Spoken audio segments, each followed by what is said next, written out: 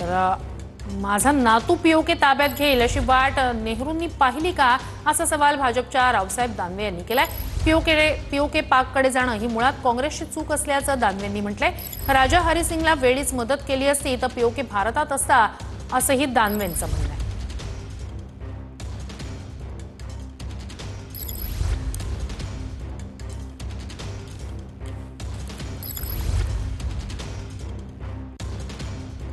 राहुल गांधी असू द्या, राहुल गांधीचे वडील असू द्या, राहुल गांधीच्या आजी असू द्या की राहुल गांधीचे आजोबा असू द्या, हेच तर प्रधानमंत्री आहे ना। पीओके ताब्यात घ्यायला काय पंडित नेहरू राहुल गांधी माझा नातू जन्माला येईन आणि मग मी पीओके ताब्यात घेईल तो, अशी वाट थोडी पाहिली।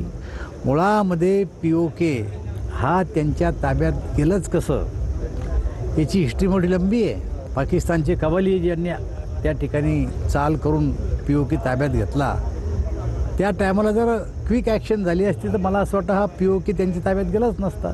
ही चूक मुळात काँग्रेसची आहे।